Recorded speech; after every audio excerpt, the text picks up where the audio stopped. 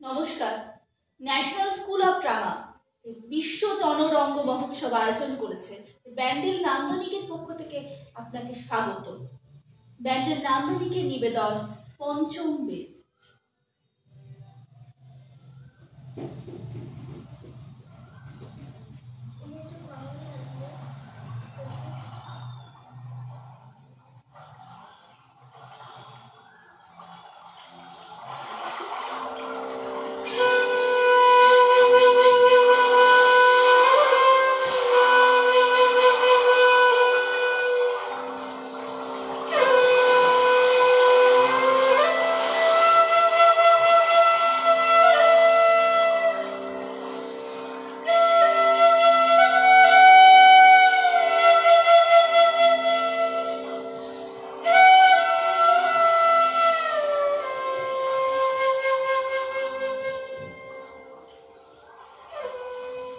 রাজকন্যার আগমনের হেতু জানতে পারি? মুনিবর নাকি একটি নতুন শাস্ত্র কথা রচনা করছেন। ঠিকই শুনেছেন। আর শুনবো সেই শাস্ত্র কথা, সেই জন্যই আগমন। বেশ, তবে তাই হোক। আসুক ঋষি শ্রেষ্ঠ।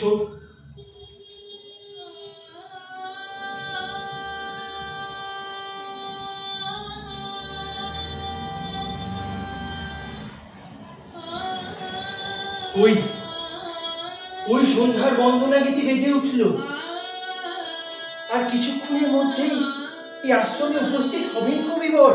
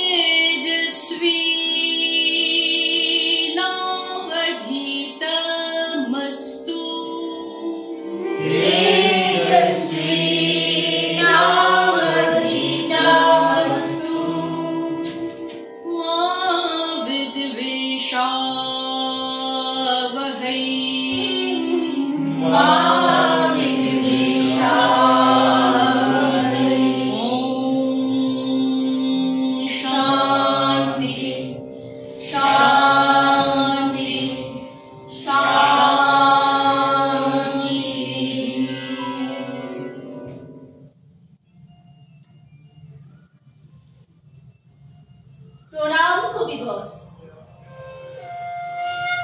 স্বস্তি স্বস্তি।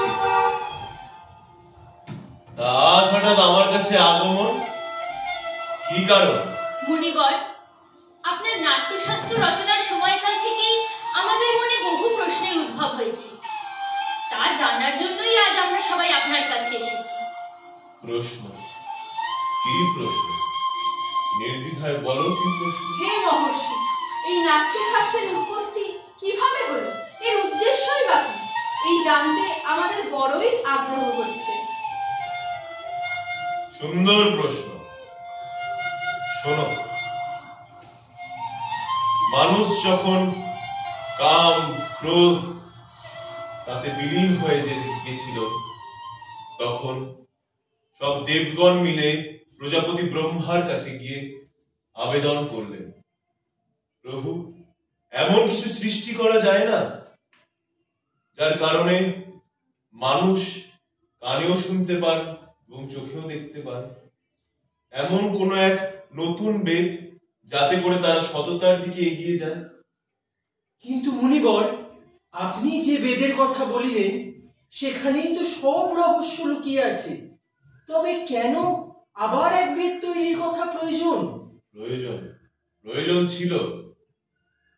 তাই তো 4টি বেদের অনুদানকে এক করে তৈরি হলো নতুন বেদ, নাট্যশাস্ত্র। 4টি বেদের একত্রিত করে? এই ব্যাপারে একটু বুঝিয়ে বললে আমাদের বড়ই সুবিধা হতো। নিশ্চয়, মন দিয়ে শুনুন। ঋগ্বেদ থেকে নেওয়া হলো সুর, সামবেদ থেকে নেওয়া হলো সঙ্গীত, যজুর্বেদ থেকে নেওয়া হলো অভিনয় এবং অথর্ববেদ থেকে রস।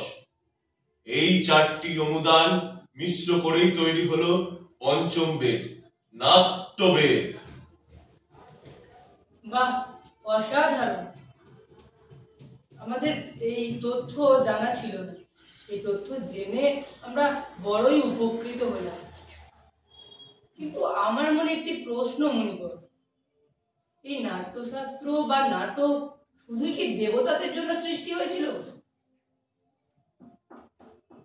না, কখনোই না। তোমার এই প্রশ্ন একবার দানবেরা প্রজাপতি ব্রহ্মার কাছে গিয়েও করেন।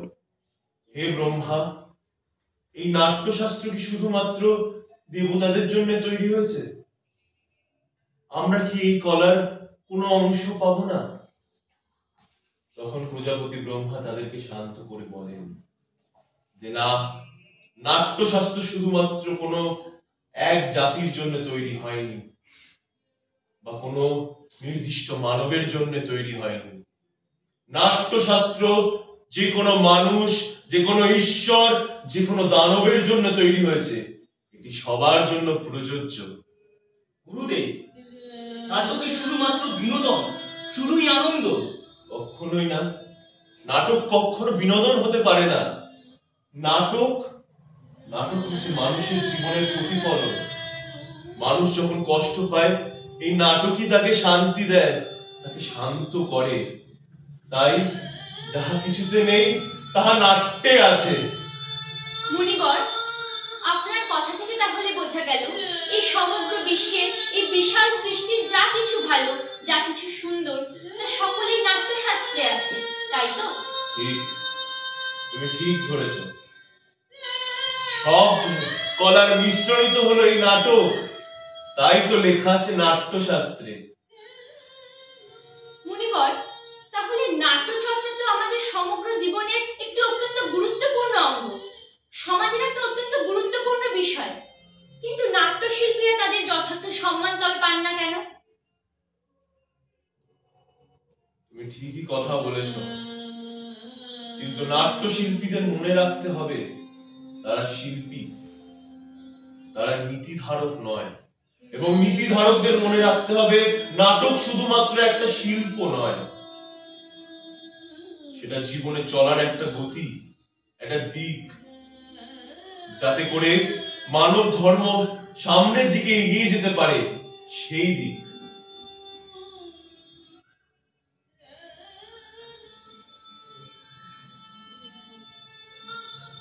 সত্য বছর মুনিবার, সমাজে শিল্পশিল্পীদের যথাযথ সম্মান না থাকলে সে সমাজ পশু সমাজে পরিণত হয়। ঠিক ঠিক, সেটা পশু সমাজে পরিবর্তন হবে। তাই তো আমি আশাবাদী যে নাটক, যে শিল্প, যারা নাট্য চর্চাকারী, তারা সমাজের মানুষের কাছে ঠিক একদিন ঠিক সম্মান পাবে। আমি জানি, আমি ঠিক সম্মান পাবে।